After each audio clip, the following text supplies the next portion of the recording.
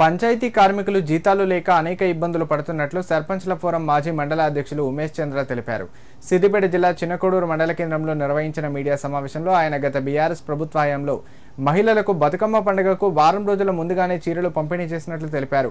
కానీ కాంగ్రెస్ ప్రభుత్వం ఇప్పటికీ కూడా మహిళలకు చీరలు పంపిణీ చేయలేదని, ఈ ప్రభుత్వానికి మహిళల పట్ల ఏమాత్రం చిత్తశుద్ధి లేదని మండిపడ్డారు. గ్రామాల్లో పారిశుద్ధ్యం ఎక్కడికక్కడే నిలిచిపోయినట్లు, ప్రభుత్వం పండుగకు కనీస ఏర్పాట్లు చేయలేదని ఆగ్రహం వ్యక్తం చేశారు. ప్రభుత్వం బతుకమ్మ పండుగ ఇప్పుడు సందర్భంగా మరి ఇట్లాంటి ఏర్పాట్లు కూడా చేయడం లేదు. గ్రామ పంచాయతీలకు నిధులు ఇవ్వకుండా గ్రామ పంచాయతీలు అన్నీ కూడా నిర్వీర్యం అయిపోయాయి.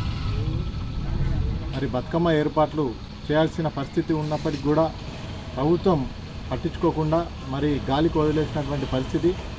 మహిళలందరూ కూడా బయటికి వచ్చి ఒక పండుగ అందరు కలిసి చేసుకున్నటువంటి ఏకైక పండుగ బతుకమ్మ పండుగ. ఎంతో సంతోషంగా తెలంగాణ రాష్ట్రంలో బతుకమ్మ పండుగ చేసుకుంటారు.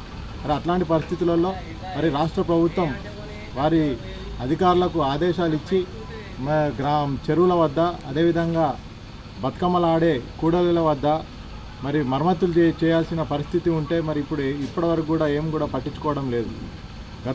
గత ప్రభుత్వంలో కేసీఆర్ గారి ఆదేశాల మేరకు, మా స్థానిక ఎమ్మెల్యే హరీష్ రావు గారి ఆదేశాల మేరకు మేము ఒక 15 రోజుల ముందు నుండే అన్ని ఏర్పాట్లు చేస్తూ ఉండేవాళ్ళం. మరి ఇప్పుడు చూసుకున్నట్టయితే కనీసం లైట్లు కూడా వేయలేని పరిస్థితి.